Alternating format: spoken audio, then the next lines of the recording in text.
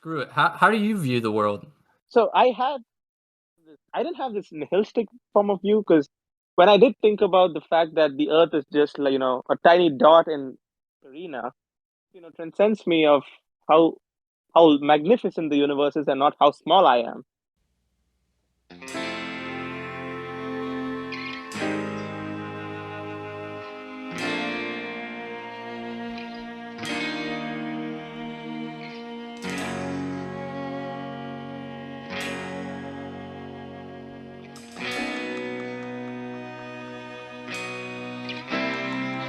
Welcome to Culmination, where everything comes together. In the process of becoming our best self, I have with me the physics major, Pravin Mahendran, to discuss perception and what that entails. So, let's get started. Pravin. Yep. Pravin. Hello. How would you define perception? So, hello. First off, I would think that the question of defining perception leads it to a philosophical thought. It's more like, not just what you see, but, how you see stuff that, shapes your perception. And obviously, everyone has different perception, right? Yeah. I think it's one of the most, powerful tools that shape how a person is. For instance, plays an important part in scientific advancements. Uh-huh. As in, how different people view the same stuff in from different angles. We can start off with, it's not the latest one, but then when you look at the apple falling from the tree or any object falling, everyone has seen it all their lives.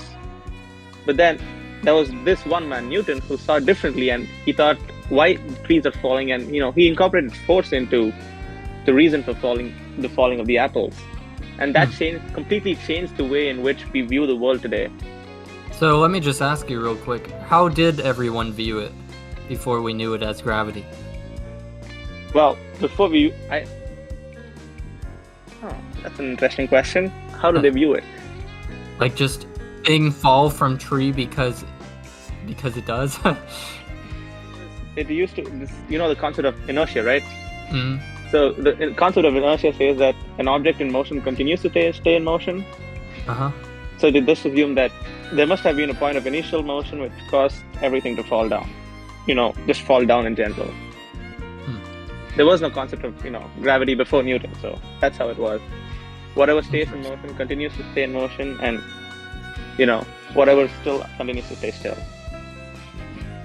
So nobody really thought about this until him? Yeah. Really? Until him, yeah. Yeah. Like, that's kind of surprising because, like, when you think about philosophy, it's like, there were, like, Plato and Aristotle, Socrates, and Correct. They were coming up with all of these big questions of, like, where did we come from? And like, yep, why are we here? Questions of what stars were and how far they were, but they didn't think of why they were attracted to each other or why anything is attracted to each other. Yeah, exactly. Or, like, just, I guess, basic things. Like, why does the apple fall from the tree? I mean, I guess if you think about it, when people usually look too much into things, a lot of the crowd is just like, why are you looking at this, like, so long? Like, I don't know, if you think about, like, something dumb, like the speed of walking, like, Yeah. I tend to walk 10 miles per hour, like, on average, like, that's just what I do. When I walk, I always walk 10 miles per hour. Correct. It's like, maybe you'll start thinking about calculus or something, and everybody else doesn't really think about that. Yeah, and we also incorporate, Pythagoras theorem while walking, like which is the shortest distance, shortest route we can possibly take to arrive at the distance without actually thinking about it. Yeah. It happens most of the time. Nonetheless, it's just interesting that until Newton, nobody really thought about that. That's how important perception is. The thing is that everyone used to look at the apple falling, but no one really thought of it in terms of what Newton did. And that completely changed, scientific advancement for the next 200 years or something. Huh. Just a simple thought. Well, I don't know. It's weird how simple it is, but how complex it really is. Because it's like the simple part is, it's gravity. The hard part is all of the complicated math problems that you've probably seen before. Like, Yeah. The answer of how is pretty simple, but why is always the one with the most elaboration, which is just interesting Yeah, when you why think is about it. like a really difficult question because it tends to stop at one point because you can't keep asking the question of why forever, right? Well, who's to say you can't?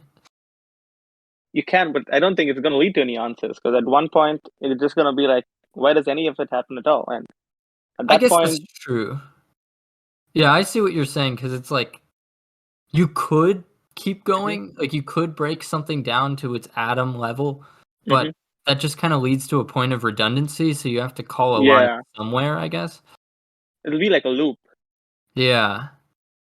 It's like, why did you do this? Because I did this. Well, why did you do that? Because I did this. It's It's like just the same thing over and over again.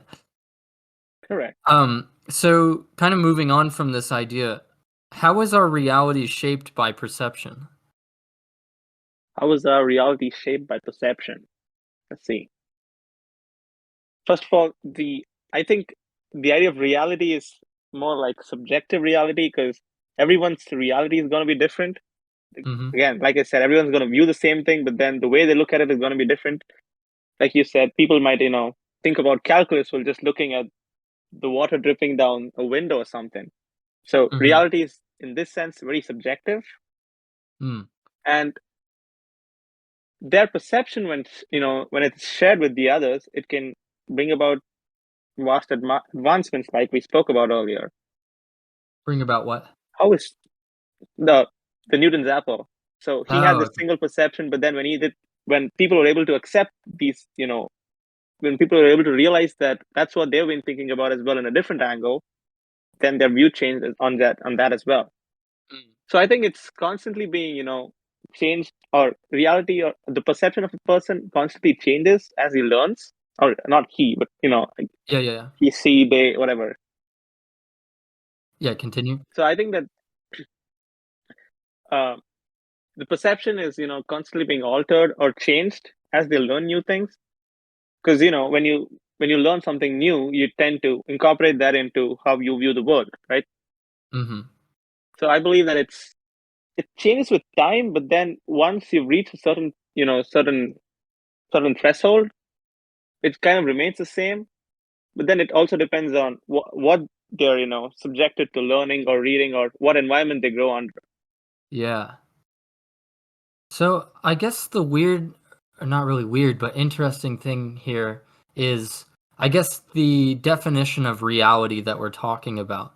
hmm Because I get, like there is a reality where things just kind of are, I guess. It's kind of a weird thing to hmm describe, but like water is water and it moves. Water is water, Trees are but trees so and they when we do were talking things. about this, I think different people, an artist will look at water as the tint of blue with as an aesthetic thing, well as Uh-huh. a scientist will look at it just as atoms, right? Mm. Well, yeah, I guess that's kind of what I'm getting at. It's like there's a thing that exists no matter hmm how we view it, but Correct. our reality, keyword "our," like Yeah, our correct. reality is shaped by really like a multitude of factors. It's like hmm literally everything, your upbringing, your experiences, the type of music you've listened to, the people uh-huh. you in your life, the people you've talked to, the things that you do, your activities that you enjoy, your genetics, like every single thing is the way you were raised, like everything hmm culminates. It's like everyone has a certain cartoon in their head when they think of something, Hmm. and then they just base everything of their understanding based on it. That's what I would Yeah. say if they've not seen something. Or I guess it's less of a reality and more of a worldview. hmm Now, it can become their reality, but I guess it's just like how you, well, as the word suggests, how you view the world. Exactly. Because,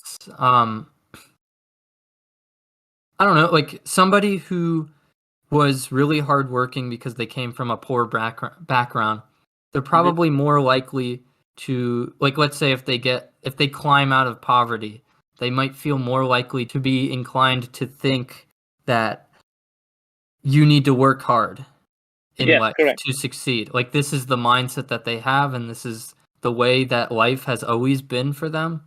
Yeah, because they've not experienced the other side of their perception, which again is an Exactly. important part of perception, because there can be different views on the same thing.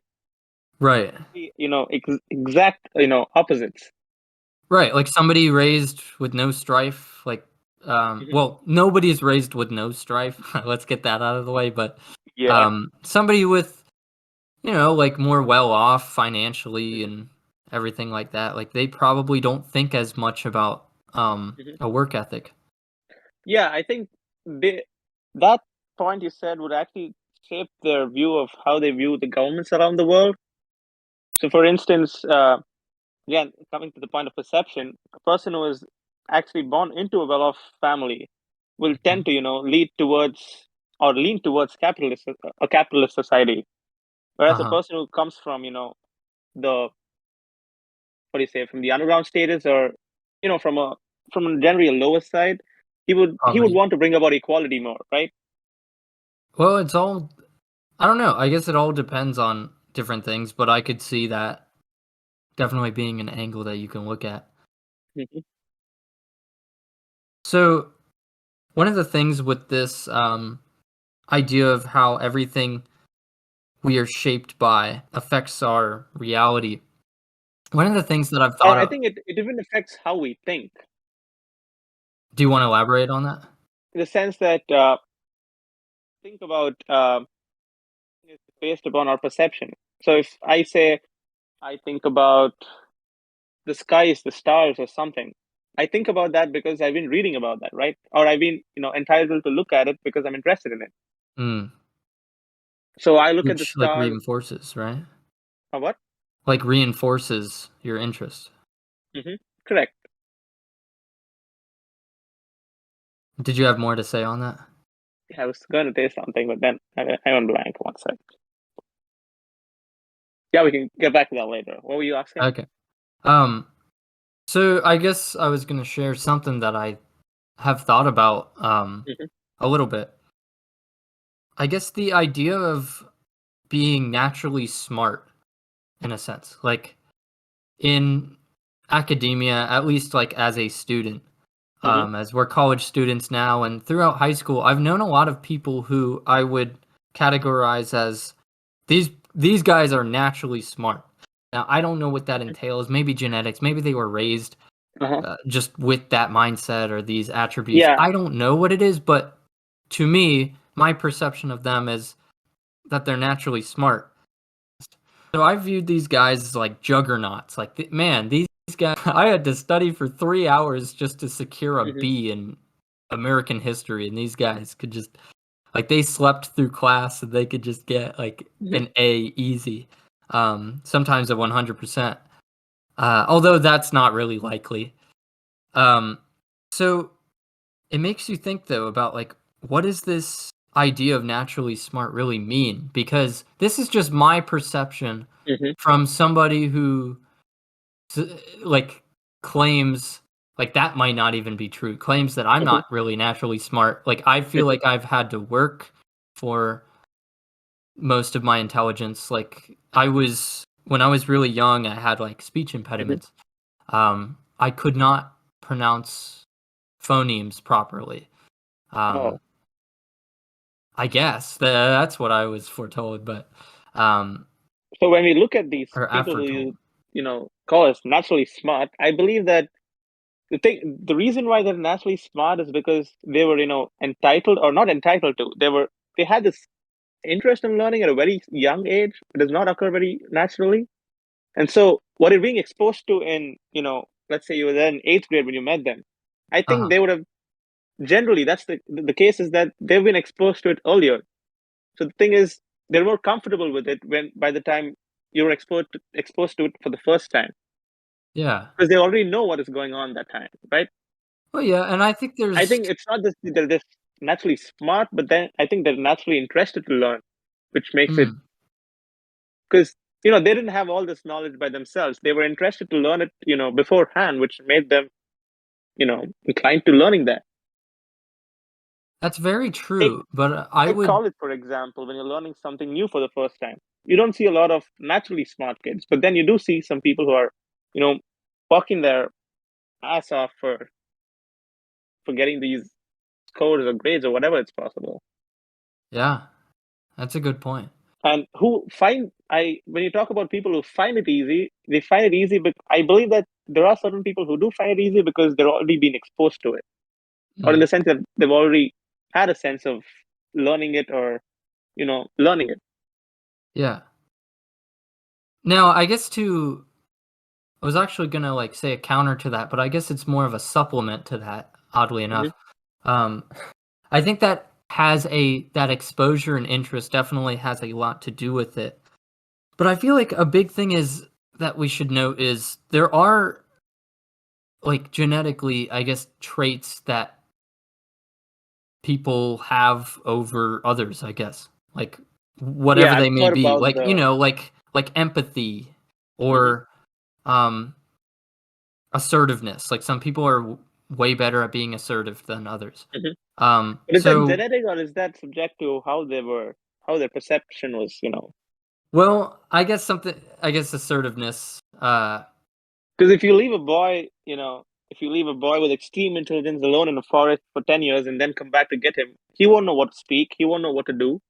He That's won't know what true. science is, right? But I guess what I'm saying is maybe it's the nurture aspect that coerces this idea of how to be assertive, but that kid is more likely to have that good, strong trait of assertiveness because, well, because maybe of his temperament, you know? Hmm. Like he might have a certain temperament that is geared towards that. Or maybe he's less agreeable, and agreeable as in like the big five personality traits.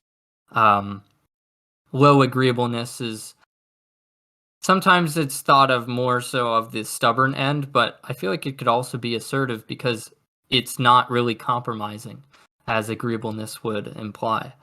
So you're absolutely right that the kid might not necessarily know how to be assertive in the Hmm. sense that society tells us how to be assertive, but I feel like people are born with I mean, everybody's born differently, strengths and weaknesses. So there are traits about our personalities that make us more likely to do something or be inclined or have these abilities But over get this, others. he doesn't have any, platform to express his abilities because he's not met anybody. If he's there in solitude all his life, Right. he's not met anybody.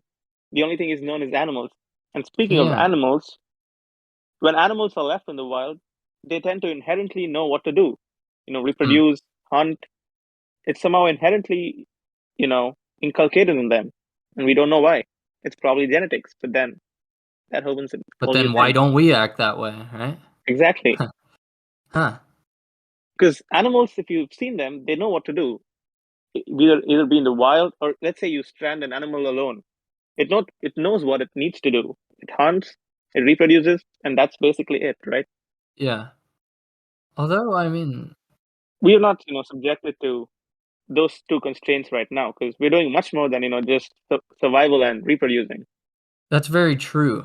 Though, I mean, if you think about it, one of my questions was always like, how did people know how to farm? Like farming sounds so complex. Like how Hmm. did we know how to like till the soil?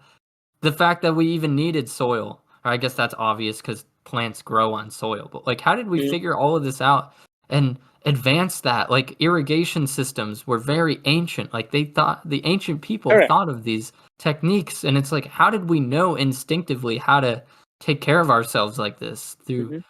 hunting, gathering, farming, everything. And I guess you're right now, like because we're much more complex now, we have Hmm. much more different circumstances. I guess Correct. because I guess we could pull in the Maslow's hierarchy of needs here, where it's like we're higher on the scale where we Hmm. have our basic necessities met for the most part. Correct. Um, so like we don't really need to tune in to those primitive sides of us. So we're Hmm. focused more on like who we are as people, like psychologically or through And our yeah, nowadays abilities, people are traits. more. interested in themselves, which is a great thing. Because back in the days, perception in the last 100 years or so has changed drastically. Because if Right. you look back in 1921, the world wars going on, right? At that time, yeah. So it was over by the time. It was Yes. over by 1921, I feel. Yeah. Yes, it was. So right after the war, the first thing that people were thinking about is safety, Hmm. and a place to live.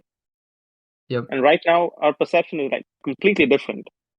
That's true. That's true. Oh man, like especially since like oh man, there's a lot to talk about here. Um I mean think about it this way. You brought up World War 1. World War 1 was very interesting because a lot of the like soldiers, a lot of the people that enlisted into the army in the US was like Hmm. now we entered later in 1917, but one of the odd things was everybody was kind of excited for war. Like they were romanticizing the idea of fighting an honorable battle on the battlefield. And it was this excitement that's never really been seen before, but it was immediately destroyed, like utterly shattered when they actually made it to Europe and had some of Hmm. the worst, most depressing, like violent wars of all time. Like this was no longer the like noble everybody stands in a line with a musket and fires all at once. Hmm.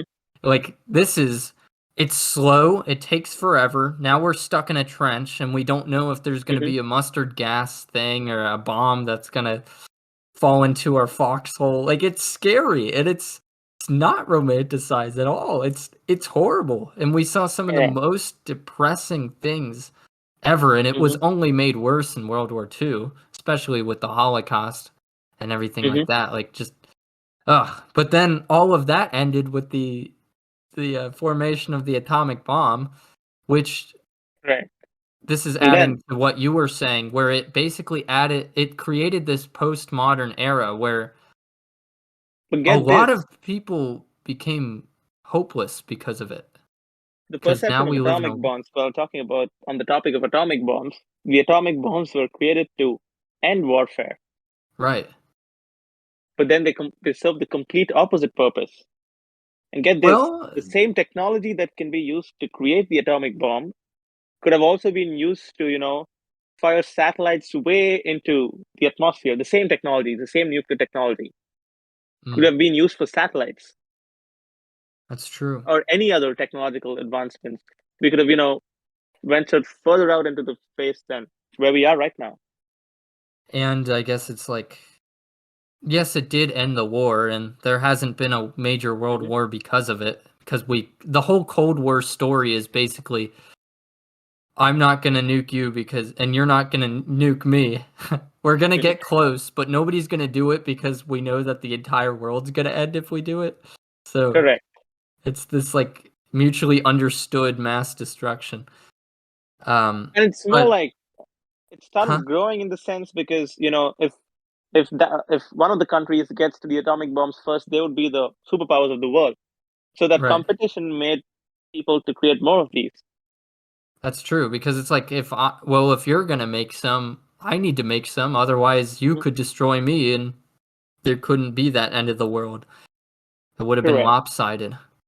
What do you think of Um, competition, though? Not in the sense of atomic bombs, but then competition in general. what do I think about it?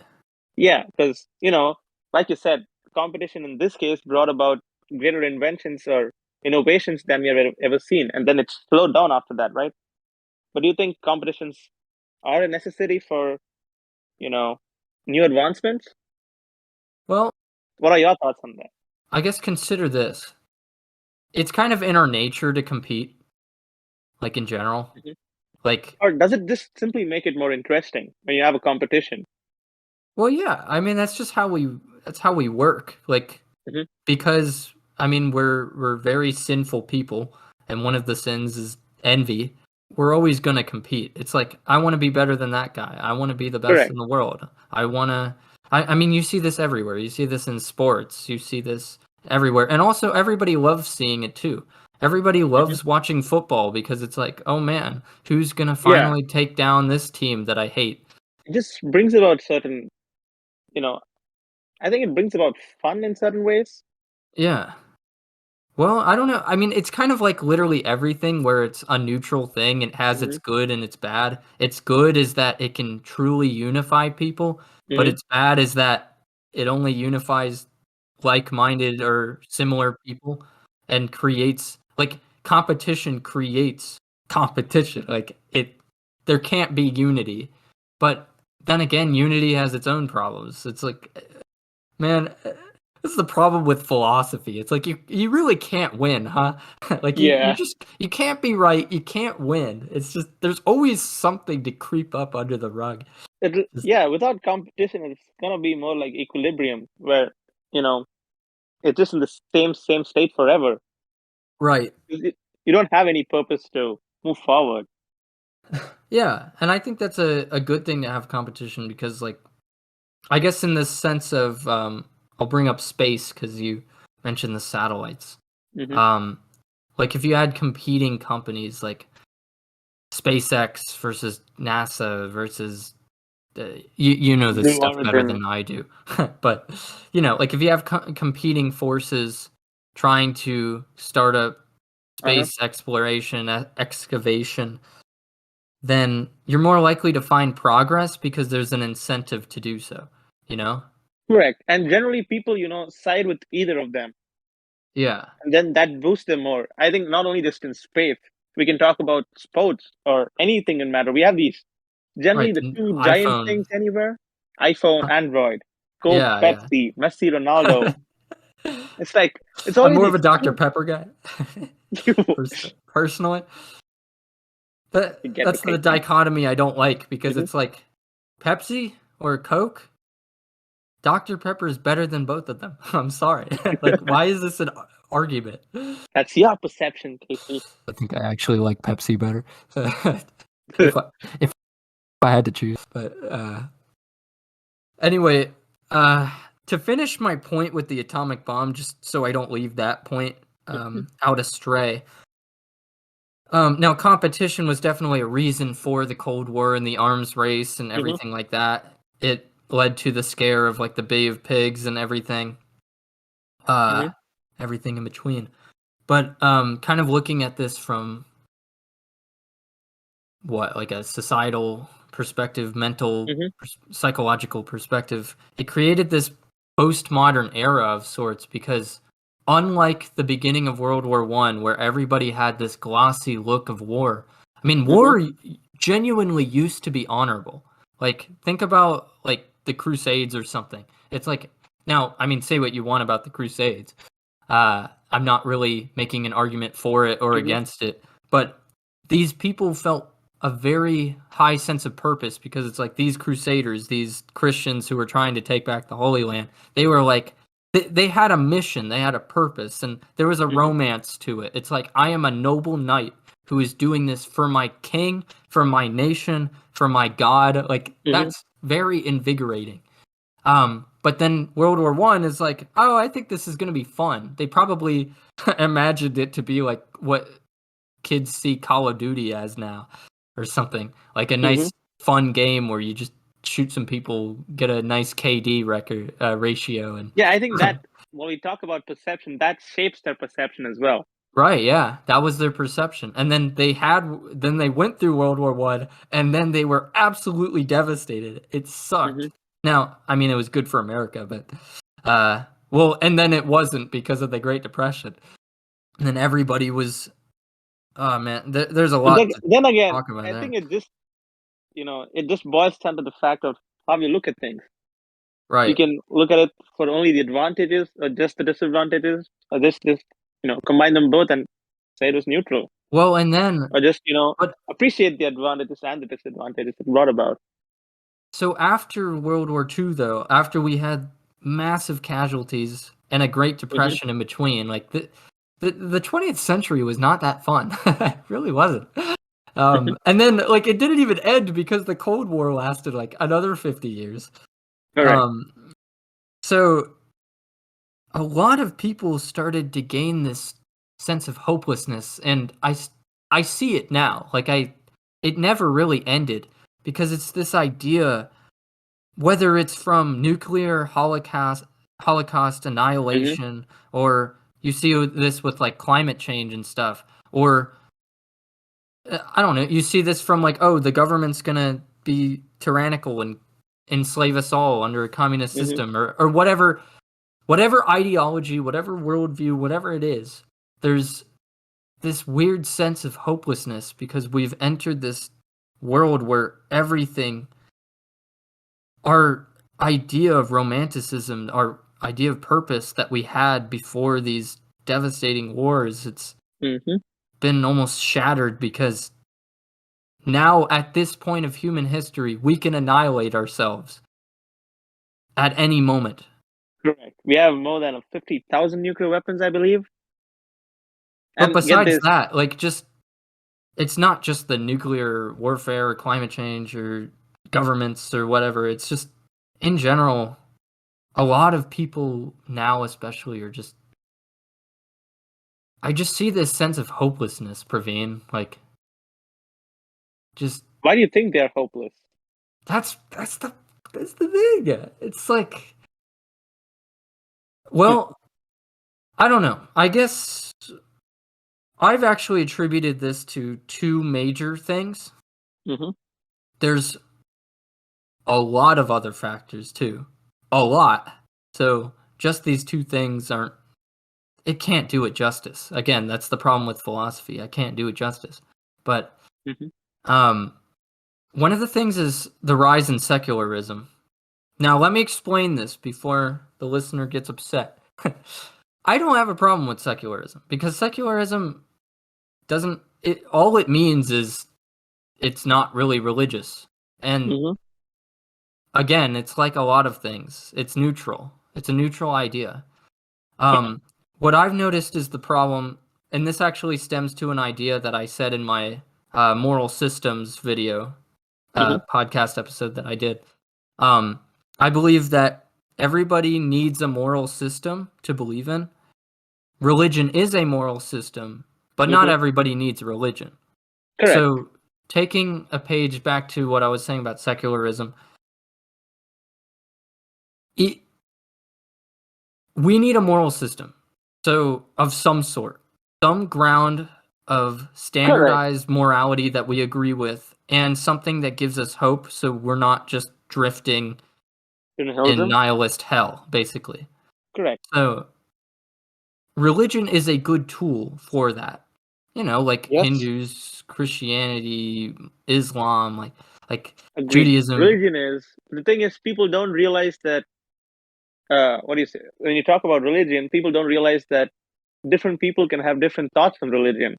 And that brings about fight. And there is also, a major part in perception of how they perceive different religions.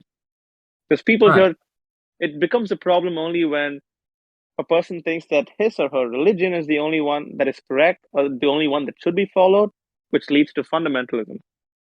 Well, religion in itself won't be a big problem, I suppose.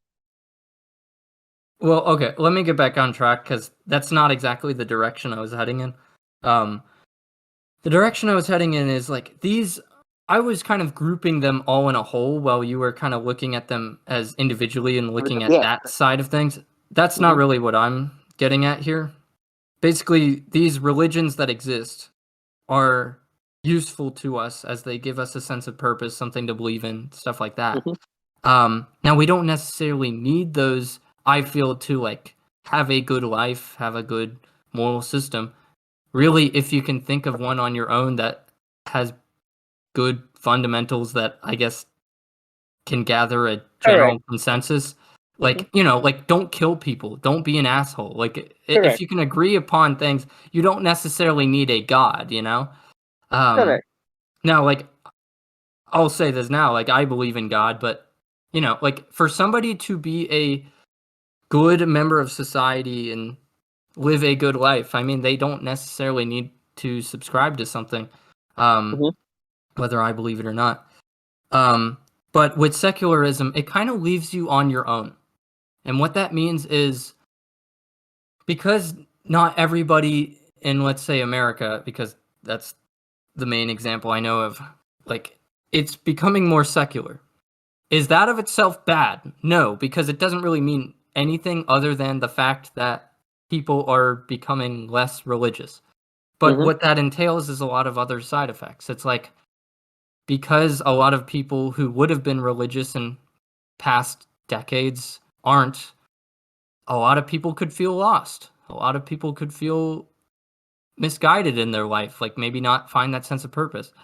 Now, a good thing with secularism is maybe sometimes you could adopt your own thing and like your own moral system that doesn't contradict, or not contradict, but doesn't Mm-hmm. conflict with others and doesn't cause conflict. Um, I guess that's kind of Correct. I think redundant. you just, you address both the diverging perceptions of when people are lost, they can either, find their own moral system, or they can be led to something that will, make them believe in a moral system. Exactly, yeah. So like, and that's the nice thing about secularism, because you're not really forced to one. Mm-hmm. You're not going to be persecuted for it. That's good. That's not bad. Mm-hmm. Like there's good sides and bad sides.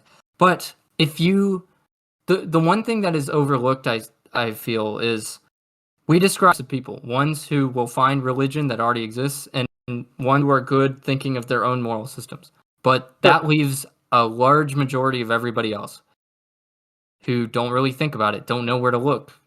Mm-hmm. And one of the major problems I see with secularism is they have nothing.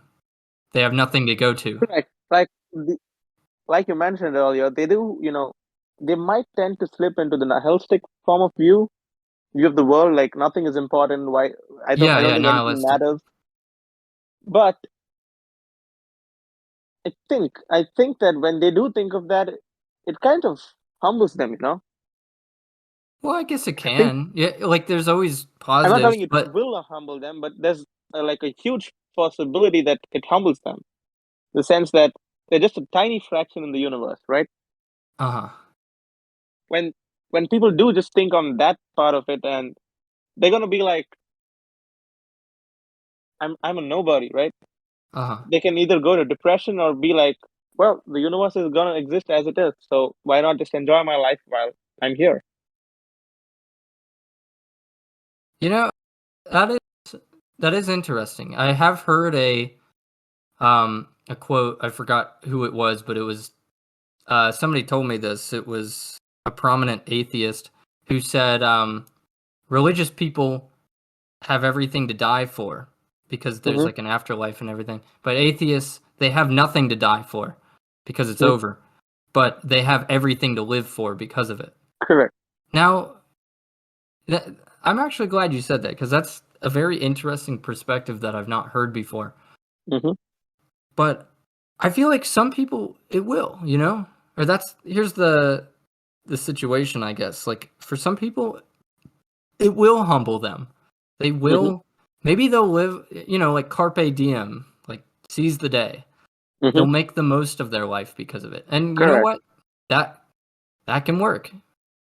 Um, but I guess I'm more so talking about the people who just are they fall Couldn't into find that way. Yeah, they depression. don't. Yeah, Correct. because they just feel this hopelessness of like all of this is meaningless. None of this matters. And I feel like that's a lot. That's the biggest issue I'm addressing here. I'm not saying that I'm Correct. saying let me just like boil down my argument real quick before it gets misconstrued.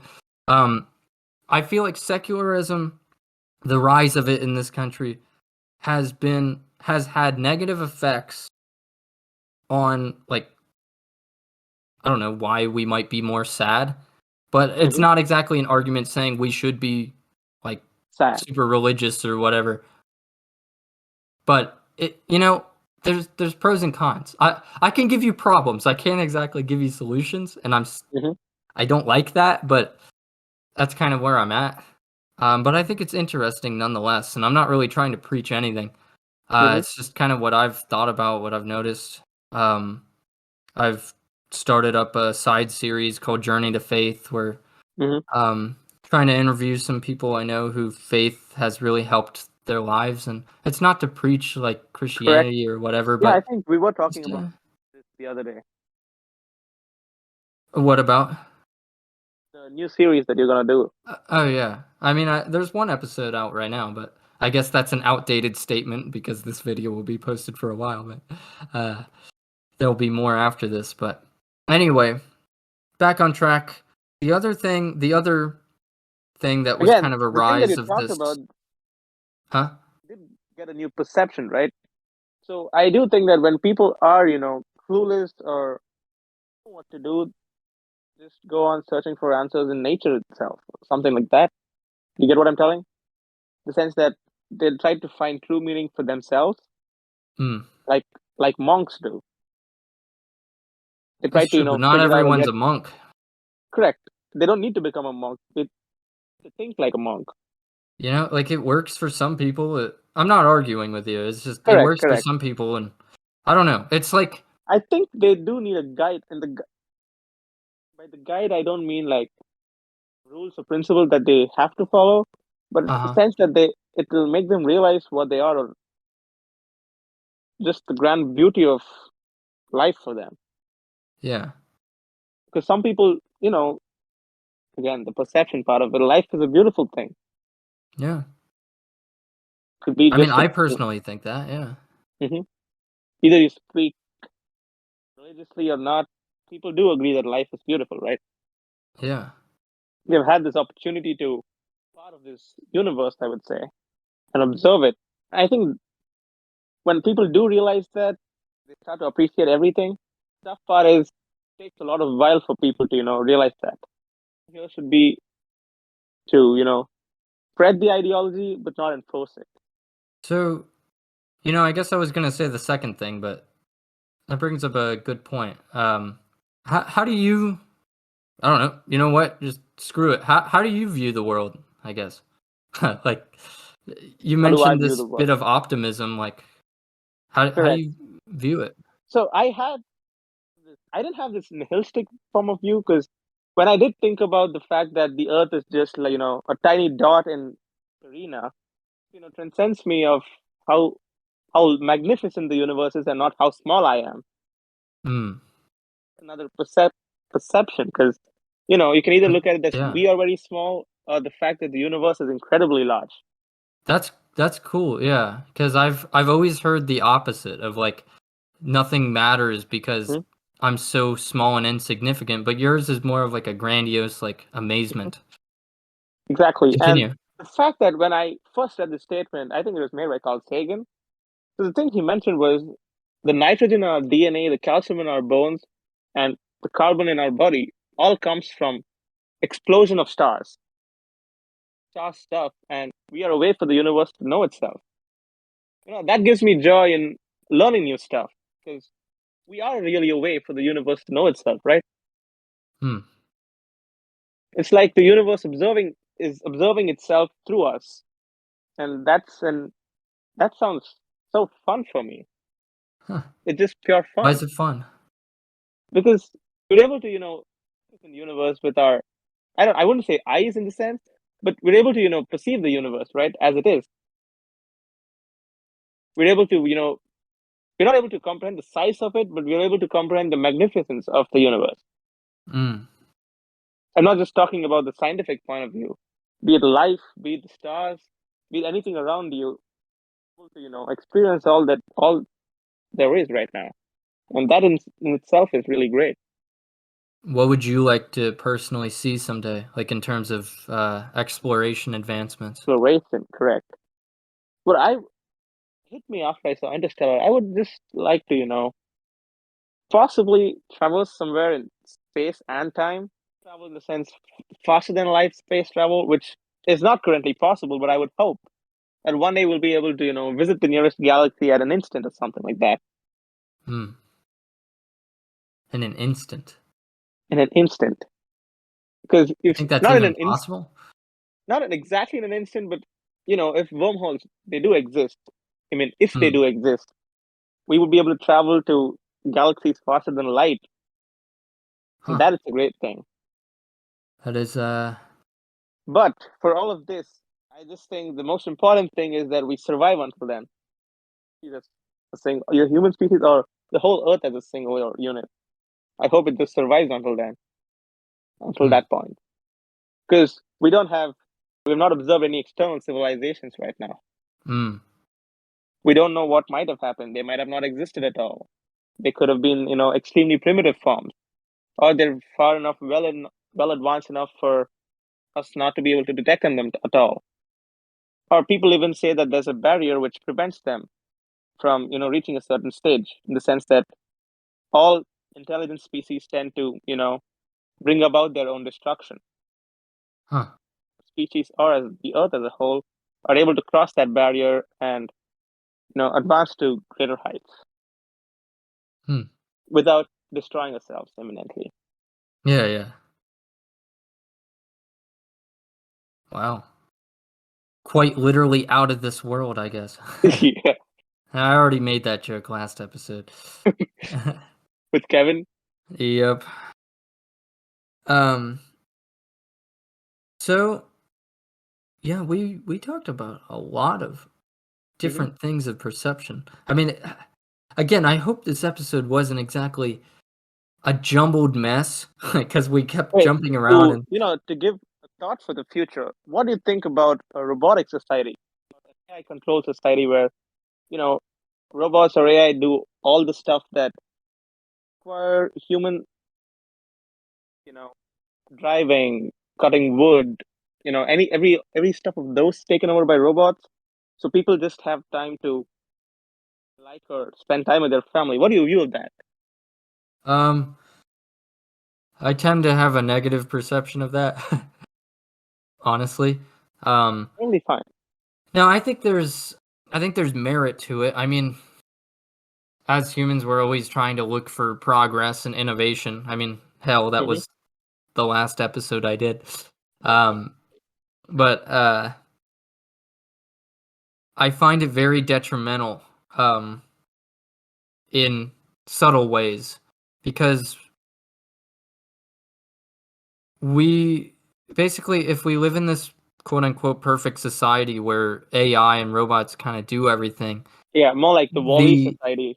yeah, but like with Wally, then we'll all just be these fat people who just watch TV all day. I mean, we're already kind of there already. Mm-hmm. I But mean, then, not to don't you that think that the people degree. who are, really interested or really want to get fit will be fit no matter what?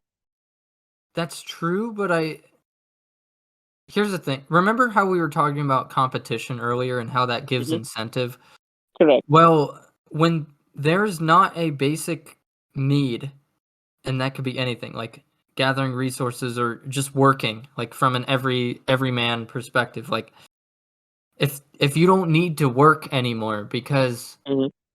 a robot can do it for you, Correct. well, first of all, how are you going to get money and afford things? But that's for another I day. don't think so. So the thing is, in that Well, wait, perfect wait, wait. Let society, me I don't finish think this point real money will quick. be a problem. Hold on, let me finish this point real quick, just because that was kind of a side thing. Um, if we have so much time of luxury, that will only kind of destroy us in the end. It's weird. It sounds weird to hear that, Mm-hmm. but when we have no responsibility, and obviously we would have some degree because we will never not have a degree to do so. Like basically, Mm-hmm. if I mean, I'm looking at this from the perspective of right now.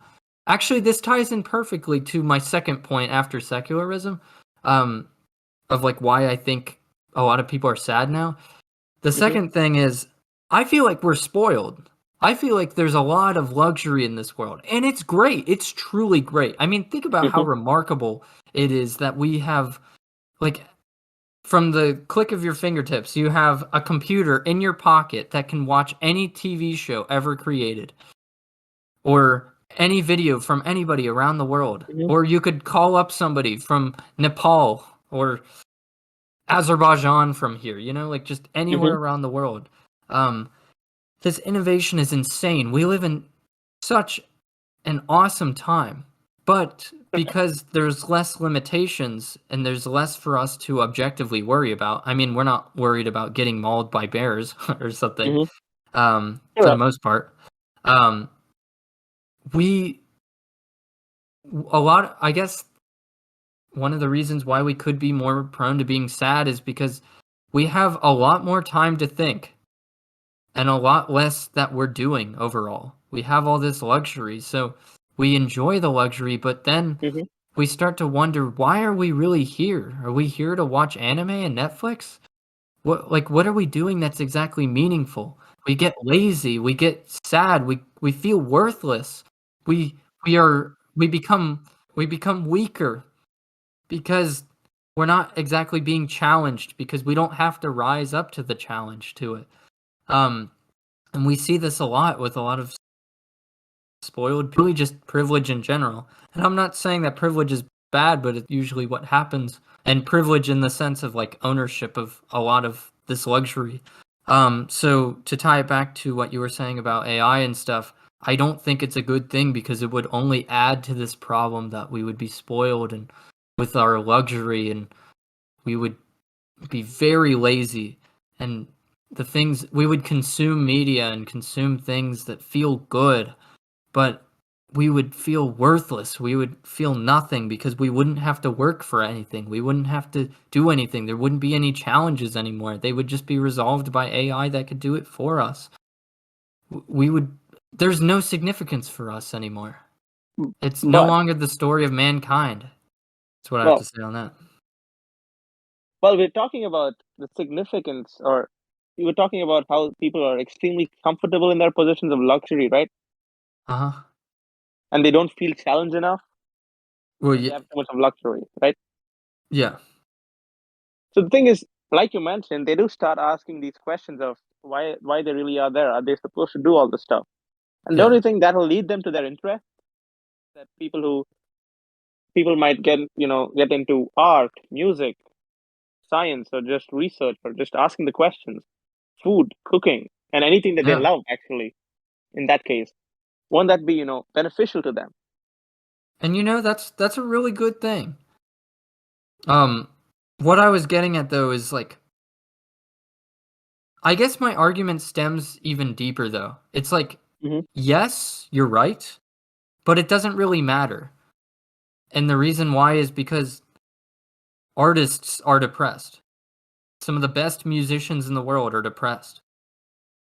Um, whatever the occupation may be, you Hmm. could be depressed. Now, it Yeah. varies of Right. the type of person, and I'm not saying everybody's sad, and I'm not saying everybody's prone to being sad. These are all just, this is just my perception, I guess.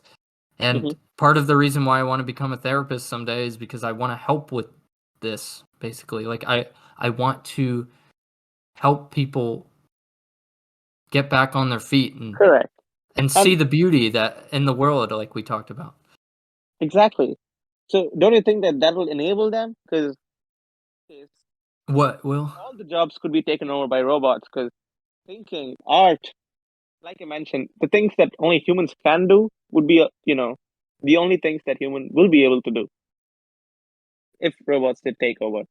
So wouldn't that, inculcate more interest, or just the growth of art, or any form of art, science, and literature It more? could, but now this, I guess my argument to refute Yeah, the I'm just idea is less opening of the like perspective. the uh like, I'm not really disagreeing with you on this aspect, but I feel like this is a very flowery, like idealistic Correct. view. Like, this is really positive. And most of Hmm. the time, these types of theories are great sounding, but they're not true. Like, there are Hmm. a lot of implications to discuss. Like, oh, will AI just take over, become sentient, and kill us all? Like, like there's all these That's another theories with possibility. that. Um, See, that's perception, but I don't know. I guess perception's kind of weird because I guess at the end of the day, sometimes you have to kind of draw a line of like, well, if we go too far with something, like with the atomic bombs, it's like, well, I perceive this nation as our enemy and you perceive us as bad, but at the end of the day, even though our realities are specific to us, there is a world that exists that we will destroy based on our actions. So Hmm. I guess that's one of the important things to understand. There is a world. the world we live in is real. There is a reality outside of the human consciousness. Now, the way we view it is different. But the reason why we need to collect all of these different worldviews is because maybe, just maybe, they'll piece together the whole. They won't, because that's impossible. We can never see reality for what it is. But at least we can get close by seeing different lenses and maybe showcasing some Yeah, that's semblance an of an important answer, I part of guess. perception, which is, first of all, being open to change, and secondly, being open to adding on your perspectives anytime you listen to some. Mm. That's Yeah. going to bring about. I think that is connected to perception of mistakes, the sense that you can be extremely excited about it, that it was wrong all along, and you get to learn something new, or Yeah. just be sad about the fact that you've been working on for so long was wrong.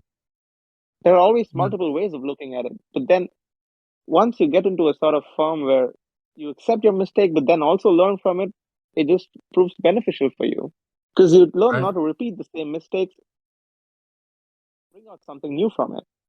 Yeah. And I guess as we learn different ways to perceive the world, we can adapt to accordingly. It's like, well, being too stubborn that I failed is not working, so maybe I should view it differently. Correct. And I guess that's maybe, would you say that's kind of the message of this episode? Well, the message is to be open to new perspectives or perceptions all the time. Hmm. Yeah, I guess there's a lot of But just, messages there. yeah, in the Huh? sense that, just being able to accept new perspectives and work along with it. Because then again, listen to this perspective now. Any perspective you hear, it's not going to be around here for another billion kilometers because we've not found evidence of life anywhere. So we need to just value that perspective that we Hmm. found or, heard. It's very interesting. So I guess we're kind of I think we're a little over time, but that's okay. I usually have a standard deviation of Mm-hmm. like an hour and 10 minutes as the max, or something like that. So, Praveen, any final thoughts, things to leave the audience with, or whatever before we end this? Mm-hmm. Let's see. What do you think we can ask the audience, Casey? You know that I've never actually ended an episode like that. Mm-hmm. Well, do you have something that you want to ask him? I'm thinking about. Could be anything like any of the stuff that we talked about, or just I think the thing that would make them think is like, what is their perception of anything that we talked about? Yep. I was actually thinking. I was like, how do you perceive the The world, world. the Mm-hmm. world? Ah, almost stumbled there for a second. But yeah,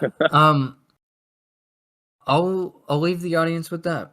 Not that they haven't been listening for this past hour, but Mm-hmm. how do you perceive any of the things we've talked about in this episode? I guess leave a comment below. And with that said, thank you so much, Praveen, for joining me. Thank you, Casey. It was a pleasure, Casey. This was this was quite the ride. Yeah. This one. Oh man. I really Yeah, I can't appreciate you wait. coming on. And with that said, this has been the Perception episode of Culmination. Hope Thank you, you Casey. guys listening can find some meaning from this, and I'll see you guys next time.